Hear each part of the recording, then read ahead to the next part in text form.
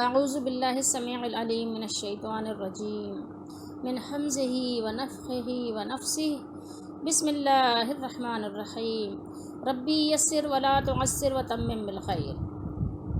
قرآن مجید کی آیات مبارکہ ہیں، سورۃ البقرہ ہے، پارہ نمبر 2 اور آیت نمبر ہے 248 اور ترجمہ ہے ضیاء القرآن پیر محمد کرم شاہ الازہری کا۔ وقال لهم نبیہم ان آیۃ ملکہ ان یأتیکم التابوت فیہ سکینۃ من ربکم وبقیۃ مما ترک آل موسیٰ وآل ہارون تحملہ الملائکہ ان فی ذلک لآیۃ لکم ان کنتم مؤمنین۔ 48 ہو گیا، 248۔ اب ترجمہ پڑھتے ہیں۔ اور کہا انہیں ان کے نبی نے کہ اس کی بادشاہی کی نشانی یہ ہے۔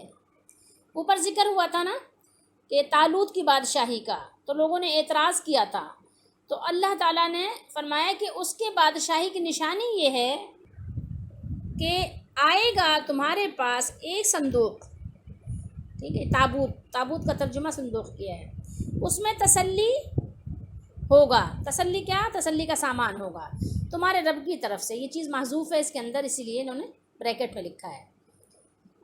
اور اس میں بچی ہوئی چیزیں ہوں گی، اس میں ترکہ ہوگا۔ کس کا ترکہ ہوگا؟ یہ اللہ نے خود بیان کیا ہے، جنہیں چھوڑ گئی ہے اولاد موسیٰ اور اولاد ہارون۔ یہ آلوں کی وجہ سے انہوں نے اولاد کیا ہے، ٹھیک ہے۔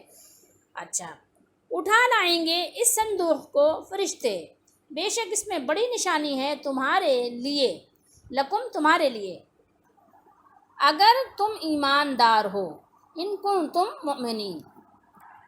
اب یہ احمد رضا کا ترجمہ بھی ہم آپ کو دکھا دیتے ہیں۔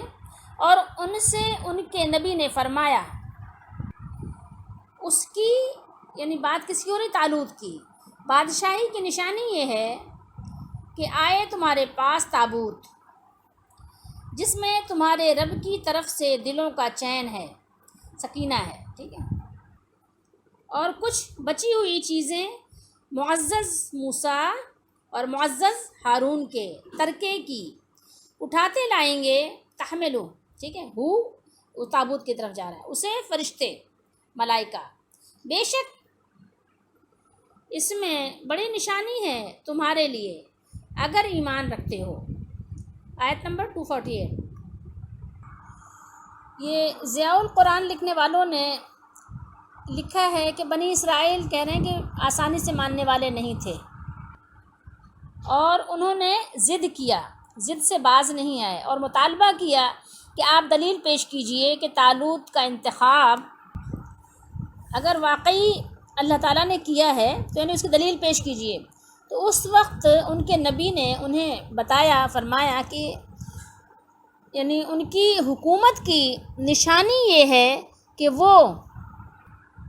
وہ صندوق جس میں تمہاری تسکین کا سامان ہے، اور جس میں حضرت موسیٰ علیہ السلام اور ہارون علیہ السلام کے تبرکات ہیں، اور جو وہ عمالقہ تم سے چھین کر لے گئے تھے، وہ تمہیں فرشتے واپس کر دیں گے، اور اگر تم میں ایمان ہے تو اس سے بڑھ کر تمہیں کسی مزید نشانی کی ضرورت نہیں ہوگی۔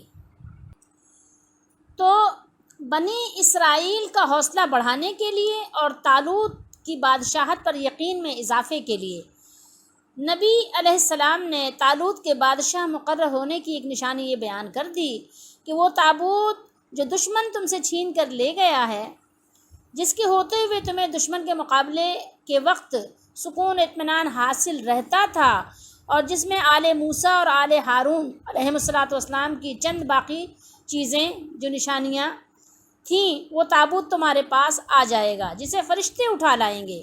یعنی اللہ نے بیان کیا نا، اس کو ملائکہ، تحملہ الملائکہ، اٹھا کر لائیں گے۔ تو وہ صندوق کے آ جانے سے بنی اسرائیل کے حوصلے بلند ہو گئے اور وہ لڑنے کے لیے تیار ہو گئے۔ اردو میں بھی آپ کہتے ہیں نا بقیہ، یعنی باقی چیزیں، ٹھیک ہے، ترکہ آپ کہتے ہیں نا، ترکہ جو چیز چھوڑ کر کوئی دنیا سے چلا جاتا ہے اس کو ترکہ کہا جاتا ہے نا، یعنی ترکہ اس کا بڑھ گیا، تو یہ وہی ترکہ کی بات ہو رہی ہے کہ انبیاء علیہ الصلوۃ والسلام کا سامان. ٹھیک ہے، اب اس میں مختلف لوگوں نے مختلف باتیں کی ہیں کہ کیا سامان تھا. خیر بہرحال اس کو ہم بعد میں بتائیں گے ابھی. تو وبقیۃ مما ترک آل موسیٰ و آل ہارون، اور کچھ اور چیزیں بھی ہوں گی جو آل موسیٰ اور آل ہارون علیہ الصلوۃ والسلام چھوڑ گئے تھے. تو اس میں مختلف باتیں ہیں کہ کیا چیز چھوڑ گئے تھے، لیکن اللہ تعالیٰ نے ارشاد فرمایا کہ تحملہ الملائکہ، جس کو فرشتے اٹھائے ہوئے ہوں گے. ٹھیک ہے، یعنی فرشتے اٹھا کر لائیں گے. اچھا خیر، اس میں بھی یعنی مختلف ہے، اپنے لوگوں نے باتیں کی ہیں. بہرحال تو ان فی ذالک لآیۃ لکم، بے شک اس میں تمہارے لیے ایک بڑی نشانی ہے. یہ میری نشانی کس کی طرف سے؟ نشانی یعنی اللہ تعالیٰ کی طرف سے. یہ میری یعنی صداقت کی، نبوت کی اور طالوت کی اطاعت کا میں نے جو حکم دیا ہے اس کی ایک نشانی ہے. ٹھیک ہے، ان کنتم مؤمنین، یعنی اگر تم اللہ تعالیٰ اور یوم آخرت پر ایمان رکھتے ہو. ٹھیک ہے، شرط کیا ہے کہ اگر ایمان ہے تو ظاہر ہے جو حکم اللہ کا ہے اور اللہ نے اپنے کسی نبی علیہ السلام کے ذریعے سے دے دیا، اس پر کیا کہنا ہوتا ہے؟ آمنا صدقنا، ہم نے سنا اور ہم نے تصدیق کی. ٹھیک ہے، سمعنا و اطعنا، ہم نے سنا اور ہم نے مانا، ہم نے اطاعت کی.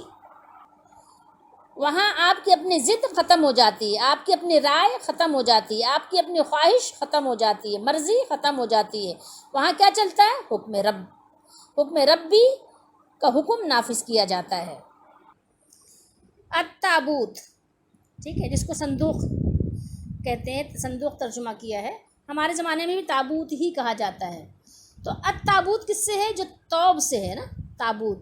اس کا معنی جیسے آپ نے توبہ ہم پڑھتے ہیں نا، توبہ رجوع کرنا، لوٹنا، پلٹنا. ٹھیک ہے، تو جس کے معنی رجوع کرنے کے بھی ہیں. تو کیونکہ بنی اسرائیل تبرک کے لیے اس کی طرف رجوع کرتے تھے. ٹھیک ہے، تو کس لیے رجوع کرتے تھے؟ اس تابوت میں حضرت موسیٰ علیہ الصلوۃ والسلام اور ہارون علیہ الصلوۃ والسلام کے تبرکات تھے. یہ تابوت بھی ان کے دشمن ان سے چھین کر لے گئے تھے. اللہ تعالیٰ نے نشانی کے طور پر یہ تابوت فرشتوں کے ذریعے سے حضرت طالوت علیہ السلام کے دروازے پر پہنچا دیا، جسے دیکھ کر بنی اسرائیل خوش بھی ہوئے اور اسے طالوت کی بادشاہی کے لیے من جانب اللہ نشانی بھی سمجھا، اور اللہ تعالیٰ نے بھی اسے ان کے لیے ایک اعجاز اور فتح اور سکون کا سبب قرار دیا. یعنی سکینہ کا مطلب ہی اللہ تعالیٰ کی طرف سے خاص نصرت.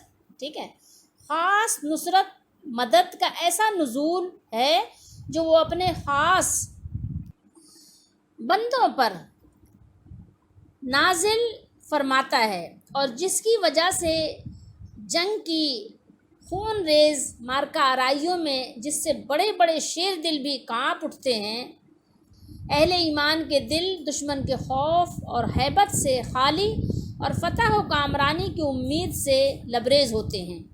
اس واقعے سے کیا پتہ چلتا ہے، ہمیں کیا معلوم ہوتا ہے کہ انبیاء علیہم الصلوۃ والسلام کے تبرکات یقیناً ہم سب کے لیے اللہ تعالیٰ کے حکم سے بإذن اللہ اہمیت اور افادیت رکھتے ہیں.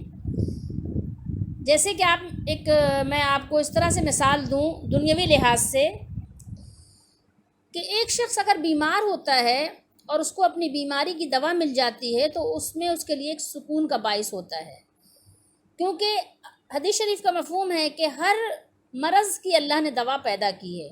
اب وہ اس تک ڈاکٹر، حکیم، اطباء پہنچے ہوں یا نہ پہنچے ہوں، لیکن دوا اس کی ہے، اس کی تشخیص ہوئی ہو یا نہ ہوئی ہو.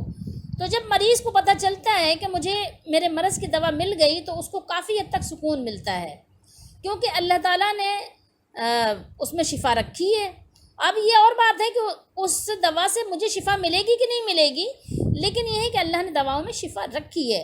اسی طریقے سے آپ سمجھ لیجئے کہ انبیاء علیہم الصلوۃ والسلام کے جو تبرکات ہیں اس میں اللہ تعالیٰ نے برکتیں رکھی ہیں، اس میں سکون رکھا ہے، اس میں شفا رکھی ہے اللہ تعالیٰ نے.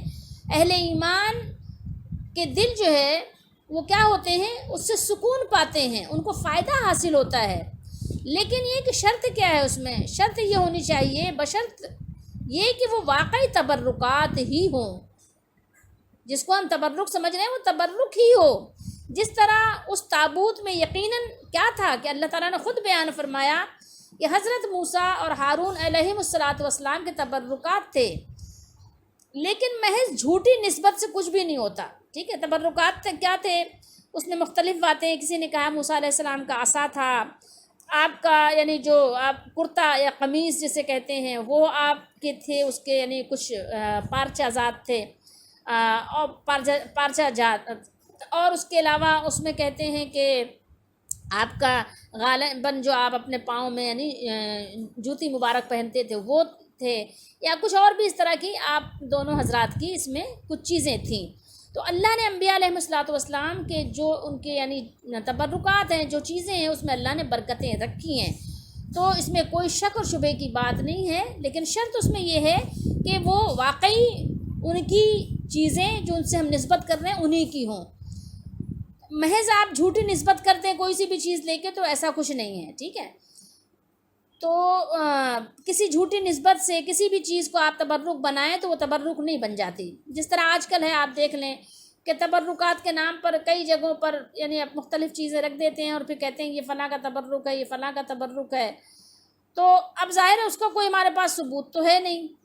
ٹھیک ہے، تو اب بہرحال یہ کہ یا تو پھر خاموش رہنا بہتر ہے، یا تو پھر یہ کہ جو ہے وہاں کے پھیرے نہیں لگانے چاہیے. ٹھیک ہے، خود ساختہ چیزوں سے بھی کچھ بھی حاصل نہیں ہو سکتا.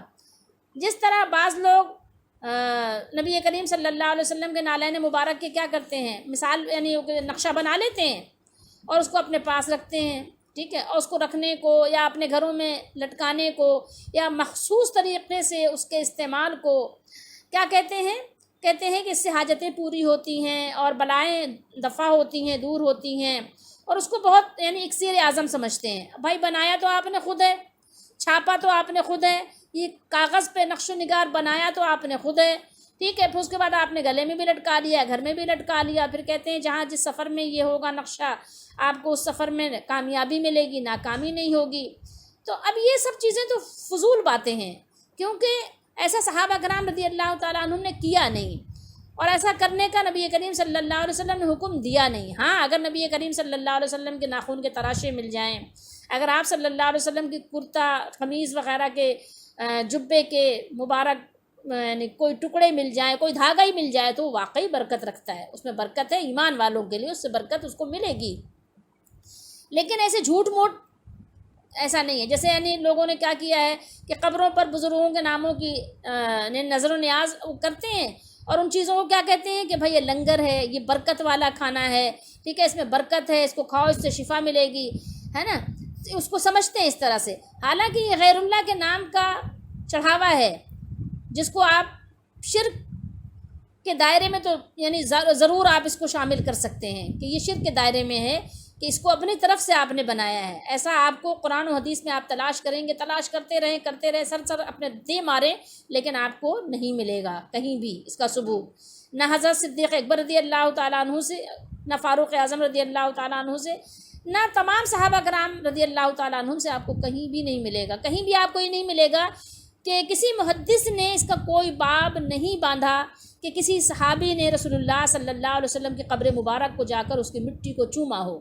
ایسا نہیں، آپ کو کبھی بھی آپ دکھا نہیں سکیں گے. لیکن لوگوں نے کیا کیا ہے کہ وہ قبروں پہ، مزاروں پہ وہاں کے پھول کو برکت والا، ارے وہ تو چھوڑیں آپ، اب زندوں کا بھی یہ حال ہے. میں کیا بتاؤں، یہ الیاس قادری کے گھر میں جو یہ جھنڈیاں وغیرہ لگتی ہیں نا، وہ باقاعدہ بانٹا جاتا ہے، ایک ایک پھول لوگوں کو بانٹا جاتا ہے کہ یہ برکت والا ہے.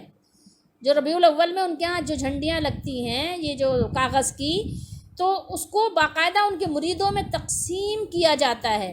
اسی طریقے سے کیا کرتے ہیں، قبروں کو غسل دیا جاتا ہے. آپ کو پتہ ہی ہوگا کہ لاہور میں تو داتا دربار پہ باقاعدہ علماء کی نگرانی میں وہاں پر اس یعنی مزار کو غسل دیا جاتا ہے، اس کا پانی بطور تبرک جو ہے رکھا جاتا ہے، بانٹا جاتا ہے. بلکہ ہم نے تو ایک مزار ایسا دیکھا ہے کہ جہاں پر مزار سے بالکل قریب متصل نا ایک حوض بنایا ہوا ہے کہ اس قبر کو غسل دے کر اور سارا پانی حوض میں بھر لیتے ہیں اور پھر بطور تبرک زمزم کی طرح لوگوں کو دیتے ہیں، شیشیوں میں بھر کے، بوتلوں میں بھر کے لوگ لے جاتے ہیں. کہ جو ہے جائیے اس کو جو ہے بیمار کو پلاتے ہیں اور رکھتے ہیں اور تکلیف میں گھبراہٹ میں پیتے ہیں تاکہ اس سے برکت حاصل کریں، سکون حاصل کریں، نعوذ باللہ استغفر اللہ، تو اس پانی کو برکت سمجھتے ہیں۔ حالانکہ کیا ہے، قبروں کو غسل دینا بھی کیا آپ کے خیال میں کیا ہے، جائز ہے؟ ہرگز جائز نہیں ہے۔ جب نبی کریم صلی اللہ علیہ وسلم کی قبر کو پکا ہی نہیں کیا گیا کہ اس پر غسل ہوتا، یا کسی صحابی کی قبر کو نہ پکا کیا گیا نہ غسل دیا گیا، تو پھر یہ کیسے ممکن ہے کہ اگر آپ خانہ کعبہ کی نقل کرتے ہیں تو خانہ کعبہ کی نقل کرنا بھی آپ کے لیے جائز نہیں ہے، ٹھیک ہے؟ خانہ کعبہ پر تو غلاف اس وقت چڑھا تھا جس وقت نبی کریم صلی اللہ علیہ وسلم موجود تھے، سونے چاندی کے اس میں جو ہے جو نقش و نگار بنے تھے اس وقت بھی بنے تھے۔ حضرت عمر رضی اللہ تعالیٰ عنہ نے چاہا بھی، بخاری شریف میں ہے کہ میں اس کو نکال دوں، لیکن آپ نے نہیں نکالا، کہ نہیں، آپ کو روک دیا گیا کہ آپ نہیں نکال سکتے۔ آپ نے فرمایا میرا جی چاہتا ہے خانہ کعبہ کے غلاف کے سونے چاندی نکال کر غریبوں میں تقسیم کر دوں، تو آپ کو کہا گیا نہیں، آپ ایسا نہیں کر سکتے۔ کہنے لگے کیوں؟ کہا گیا کہ آپ اس لیے نہیں کر سکتے کہ آپ سے پہلے دونوں بزرگوں نے ایسا نہیں کیا، یعنی رسول اللہ صلی اللہ علیہ وسلم نے، اور پھر آپ کے جو نائب بنے حضرت ابو بکر صدیق رضی اللہ تعالیٰ عنہ، دونوں نے نہیں کیا۔ تو حضرت عمر رضی اللہ تعالیٰ عنہ نے فرمایا کہ اسی لیے تو نہیں کرتا کیونکہ وہ دونوں بزرگ ایسے تھے کہ جن کی یعنی تقلید کرنی چاہیے، یعنی جن کے طریقے پہ چلنا چاہیے، تو حضرت عمر رضی اللہ تعالیٰ عنہ نے ایسا نہیں کیا۔ تو اب آپ بتائیں کہ جو آج کل یہ ہو رہا ہے قبروں پر، یعنی جس کا کوئی جواز ہی نہیں ہے، یہ شرک آلود گندا پانی ہے، ٹھیک ہے، تو کیسے یہ برکت والا ہو سکتا ہے؟ وہاں پر ہر طرح کے لوگ آ رہے ہیں، کافر بھی آ رہے ہیں، گندے پندے لوگ بھی آ رہے ہیں، گندے پندے پاؤں سے اپنے چل کے جا رہے ہیں، اور پھر وہاں پہ ہر طرح کے لوگ آ رہے ہیں، پھر اس کا پانی آپ دھو کے اور حوض میں بھر کے آپ پی رہے ہو، الٹی بھی نہیں آتی ہے آپ کو، مطلب یعنی کس قدر یعنی اندر دل کتنا میلا ہو گیا کہ یعنی انسان کو کراہت بھی نہیں ہوتی۔ بہرحال یہ سب جو ہے باتیں غلط ہیں جن کی کوئی اصل شریعت میں نہیں ہے۔ نبی کریم صلی اللہ تعالیٰ علیہ وآلہ وسلم کا کرتا مبارک تھا، اس کو بھی پانی میں دھو کر بیماروں کو دیا جاتا تھا، ان کو شفا ملتی تھی۔ یعنی نبی کریم صلی اللہ تعالیٰ علیہ وآلہ وسلم کی کوئی چیز ہو، آپ کا برتن ہو، آپ کا کپڑا ہو، آپ کی یعنی جو ہاتھ میں پکڑنے والی آپ کی کوئی یعنی لاٹھی یا جیسے عصا کہا جاتا ہے، اس ٹائپ کی کوئی چیز ہو، یعنی آپ سے واقعی کسی چیز کی نسبت ہو تو وہ یقیناً اس سے عقیدت بھی رکھنی چاہیے، اور وہ برکت ہے، یقیناً وہ برکت ہے۔ لیکن یہ برکت اور تبرک کی آڑ میں ہر چیز کو برکت کہہ دینا یہ جائز نہیں ہے۔ صحابہ کرام نے بھی ایک دوسرے کے کپڑے کو برکت والا نہیں مطلب شمار کیا کہ ایک دوسرے کے کپڑے کو بطور تبرک استعمال کر رہے ہوں، ایسا آپ کو کہیں نہیں ملے گا۔ لیکن نبی کریم صلی اللہ تعالیٰ علیہ وآلہ وسلم، کیونکہ اگر اس طرح سے ایجاد کر دیا جاتا تو پھر یہ برکت کہیں رکتی ہی نہیں نا۔ اگر صحابہ کرام کے کپڑے کو برکت قرار دے دیا جاتا یا صحابہ کرام کی چیزوں کو برکت قرار دے دیا جاتا، اور حالانکہ یقیناً وہ بہت بابرکت لوگ تھے، اس میں کوئی شک نہیں ہے، بہت ہی بزرگ لوگ تھے وہ صحابہ کرام رضی اللہ تعالیٰ عنہم، سب سے بہترین لوگ ہیں انبیاء کے بعد علیہم الصلاۃ والسلام، لیکن پھر بھی ان کی چیزوں کو برکت والا قرار نہیں دیا صحابہ کرام نے ایک دوسرے کو۔ کیوں؟ اس لیے کہ پھر اس کی کہیں لمٹ نہیں ہوتی نا۔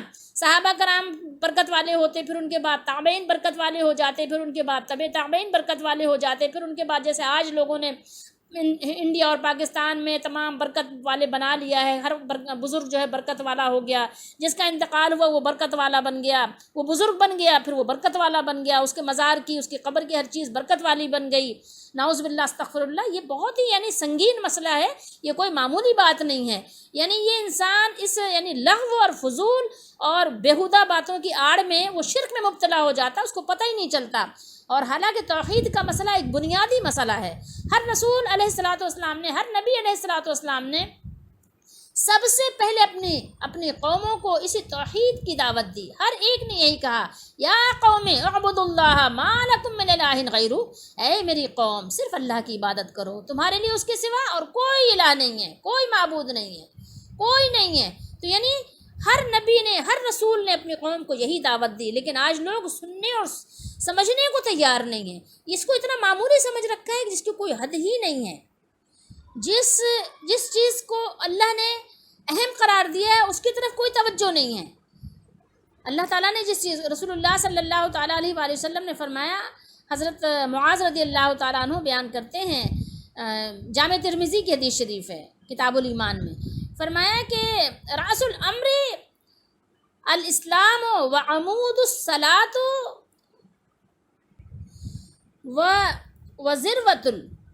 وزروۃ صنامہ الجہاد، فرمایا کہ معاملے جو ہے نا، جو کام ہے، جو احکام ہے، یعنی معاملے کی جو بنیاد ہے وہ اسلام ہے، اور اس کا ستون جو عمود ہے، عمود وہ کیا ہے؟ وہ نماز ہے۔ کتنی لوگوں کو اس کی اہمیت ہے؟ کیا اہمیت ہے؟ کتنی اہمیت رہ گئی ہے؟ عمود ہے، ستون ہے، نماز کس کا؟ اسلام کا ستون ہے۔ اور اس کی سنام کیا ہے؟ سنام ہی اس کو فرمایا کہ اور اس کے کوہان کی بلندی جہاد ہے، جس کا کہیں آج آپ کو ذکر ہی نہیں ملے گا، ذکر ہی نہیں ملے گا۔ جب بھی برکتیں کی باتیں بیان کریں گے تو آپ کو اس طرح کی آیات سنا دیں گے، اس طرح کی آیات سنا کر پھر وہ اپنے بزرگوں کو پورا یعنی کھلی چھٹی دے دیں گے، کھلی آزادی، کہ جو چاہیں ان کی چیزوں کو برکت قرار دے دیں، ان کی قبروں کو، ان کی قبر کے پاس ہر چیز کو جو چاہیں برکت قرار دے دیں، پھر کوئی مسئلہ نہیں ہے۔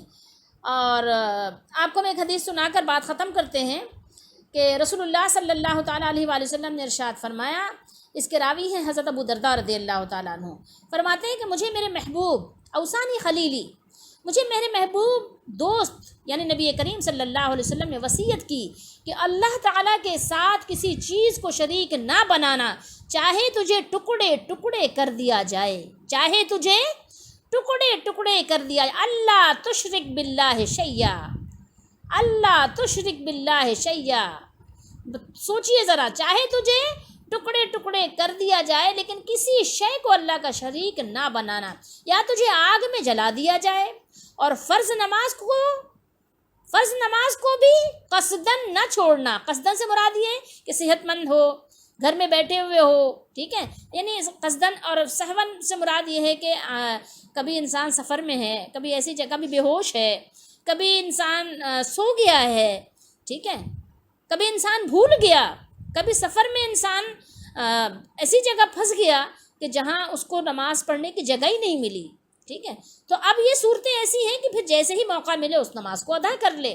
تو یہاں قصدن سے مراد یہی بات ہے کہ قصدن نہ چھوڑنا، کیونکہ جس نے قصدن فرض نماز کو چھوڑ دیا تو اس سے اللہ تعالیٰ کا ذمہ اٹھ گیا۔ اور شراب بھی نہ پینا، کیونکہ ہر برائی کی جڑ، یہ جو شراب ہے نا، یہ ہر برائی کا کیا ہے؟ دروازہ کھولنے والی چیز ہے۔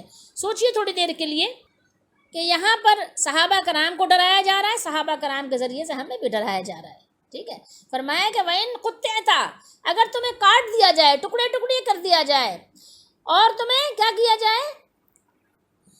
اور فرمایا وَحُرِّقْتَ، لیکن اگر تمہیں جلا دیا جائے آگ میں، لیکن پھر بھی اللہ کا شریک نہ ٹھہرانا۔ اور ہمارے یہاں کیا ہے؟ آزادانہ طور پہ اللہ تعالیٰ کا شریک ٹھہرایا جا رہا ہے، اور کسی کے رونگٹے بھی نہیں کانپتے۔ اللہ تعالیٰ ہم سب کو ہدایت دے، سمجھ دے، قرآن مجید کو صحیح طریقے سے حدیث کی روشنی میں، صحابہ کرام رضی اللہ تعالیٰ عنہ کے فہم کی روشنی میں اس کو سمجھنے کی توفیق دے۔ وما علینا الا البلاغ۔